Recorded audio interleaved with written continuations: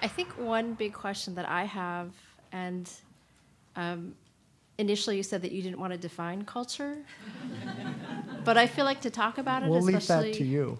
Well, I'm going to definitely turn the question to you, because to talk about economics and culture, I think you've defined economics in terms of the interests, but I still think that it's important to define culture if you're going to talk about it. And I guess one thing I was thinking about is the example that you gave about the caste system. To me, that experiment really talks about status, not culture per se. So I guess that's why I really wanted to push you to talk a little bit more about your definition. So. Well, this is the great thing about not doing research on culture, which is I can totally duck that by saying I don't have a definition. I'm looking at this more from the perspective of there are economists that have tried to look at the question of culture.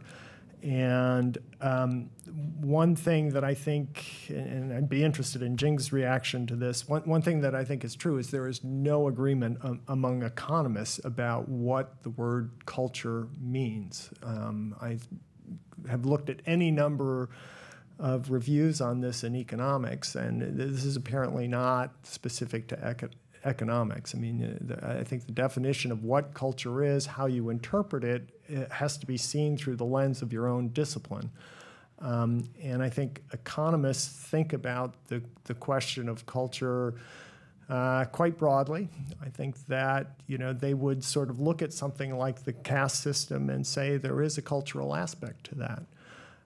When you ask and you look at what economists do and you say, you know, what are things that move culture independently of the types of things that Frank talked about, the basic building blocks, beliefs, preferences, economists have a hard time sort of drawing a line between something like a caste system as indicative of culture or a consequence of culture.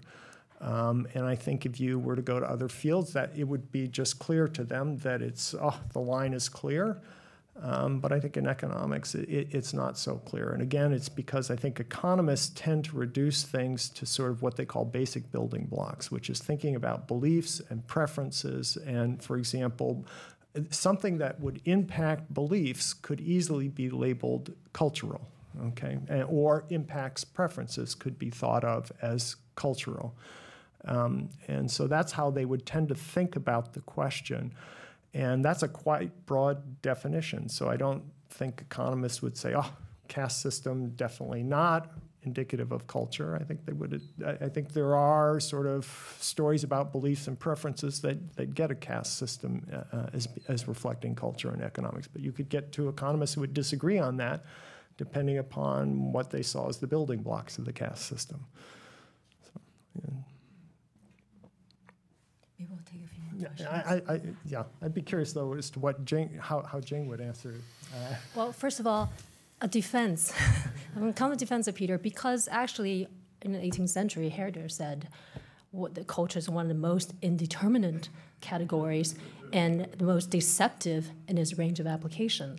So in some ways, I actually do appreciate that there are people like the economists who just kind of sweep it aside. No, because I think that because in some ways, once we do all end up, because it's very clear, even for people who work in cultural studies or language and literature, it is very amorphous.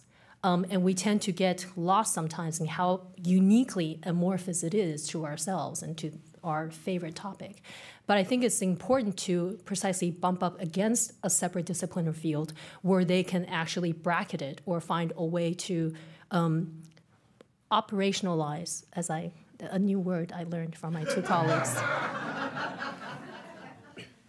Yeah, I'd like to continue a little on this issue of culture, because I think, in fact, you have sort of defined it. You've just defined it in the most vague, general way. In some ways, you're positing culture as a national character, right? Norwegians are a certain way. They have it's almost biological, a little bit of environmental issues in there. But, you know, what about politics, right?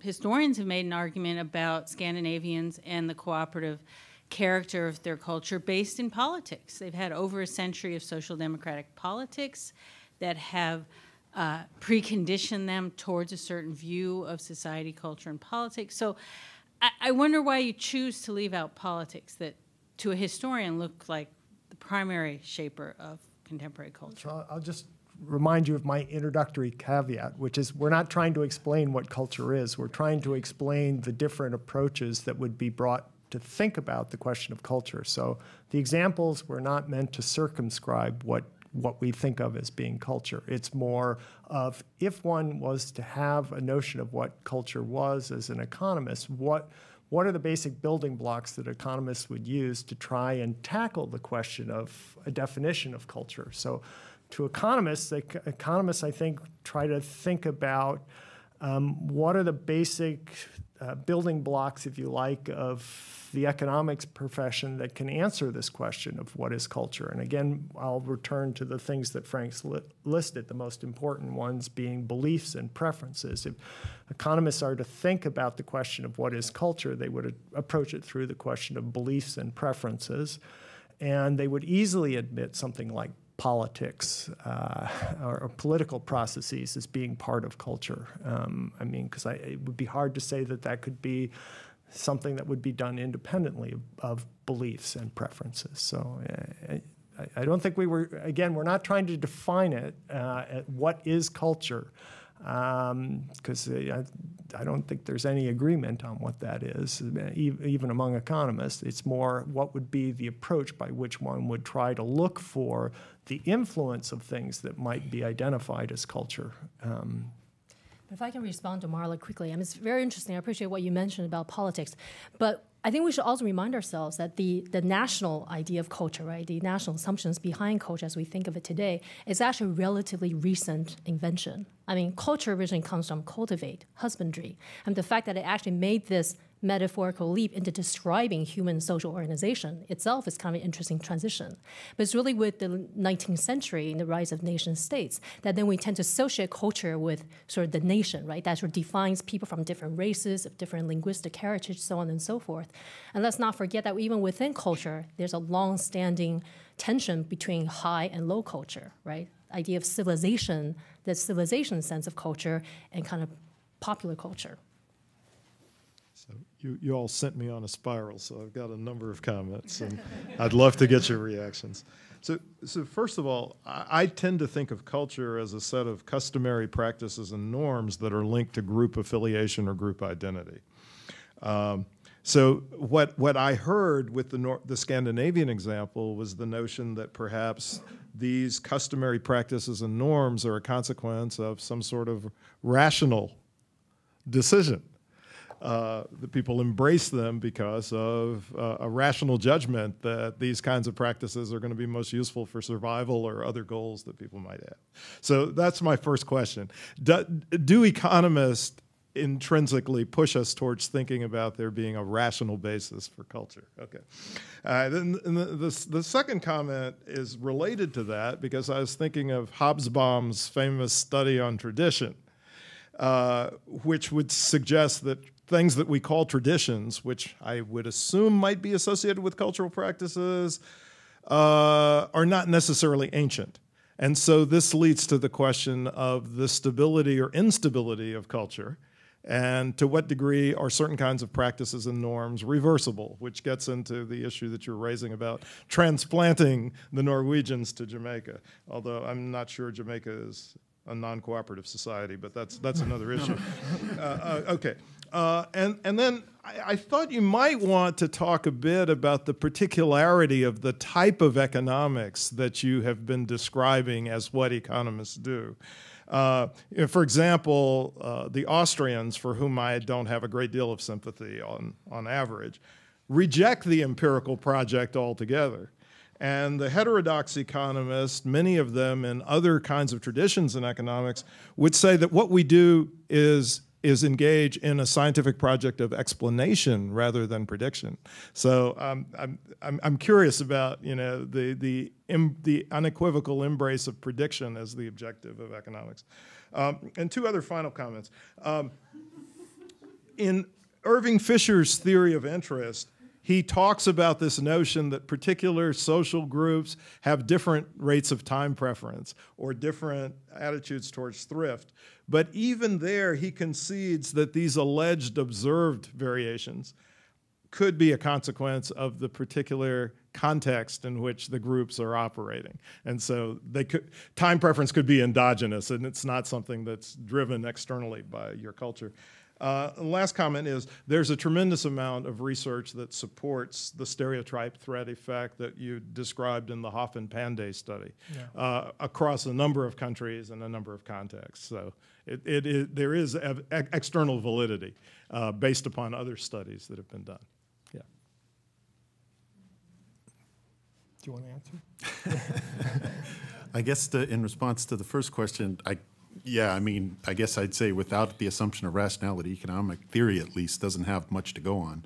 So I would certainly argue that yes, economics is sort of positing a rational basis for culture. That culture, I guess my feeling is, like, for example, Abner's work certainly points out that often things that are cultural institutions arise to address sort of coordination problems and asymmetric information problems that arise. And so certainly that you could, I think that certainly is one characteristic of the work that I've seen. The other is traditions. I definitely agree with you that you know, this interest of, if you take my first point, then essentially we would expect that certain traditions would go away in response to the fact that they are no longer serving a need that they used to serve. I mean, I guess what I think about is a number of the sort of traditions around agricultural, bringing in the harvest, these sorts of things. Certainly, I think are traditions that are going away largely because nobody lives on the farm anymore, and so that certainly strikes me as, I think, a really interesting area. And then in terms of the third issue of economics, we certainly, you know, we're sort of very much, you're right, talking about kind of classical, neoclassical economic kind of rational actor versions. I agree. There's many different areas, you know, that are, you know, take different views. This is definitely the sort of, I guess what I'd say is the conventional view of, you know, in the sort of economics profession, but there are definitely you know, areas of disagreement. The Austrians, and as you as well describe, you know, there's sort of institutional economists as well, many different views, and I guess that's it. Or if you have any more to add. I guess let me react to your. Let me take the Fisher comment first. I couldn't agree more. I think what you're pointing out is that economists, in terms of the way they would theorize about culture, you know, immediately run up against this problem of does the difference in savings rates or attitudes towards thrift reflect something innate, which you can label as culture, or is it, you know, they're just more basic, again, it's a preference or a belief sort of thing that's more fundamental that ends up getting labeled as culture. I would say, you know, it's exactly that conundrum or theoretical ambiguity which leads to a notion that, well, so let's pin ourselves down to an operational definition, something that we can operationally say, this is what our definition of culture is, and here's how we would measure it.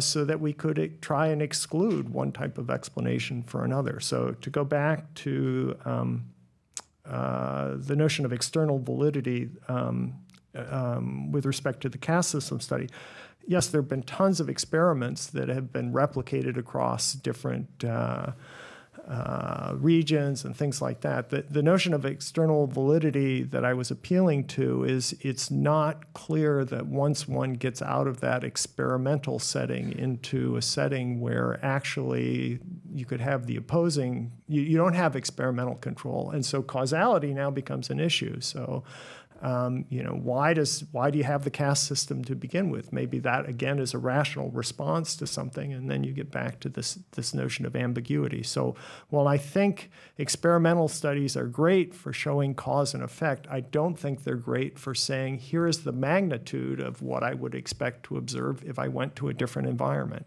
And yet that's exactly, I think, the type of question that economists who are interested in sort of predicting behavior, because they have this notion of rationality and a desire to be able to say that behavior or the economic construct, if you like, generalizes to things we haven't seen is why you see people pushing this framework so hard and wanting to be able to literally do things that I think, for example, Jing and other literary scholars have difficulty with, which is how can you think about trying to quantify something that we think of as being not that easily or potentially not quantifiable at all. And I think it's just, I think the purposes are different. I think the interest is different. But I think in some sense we're about similar types of things in terms of thinking about being able to use the purchase of our academic perspectives to try and say things that generalize beyond just specific observation.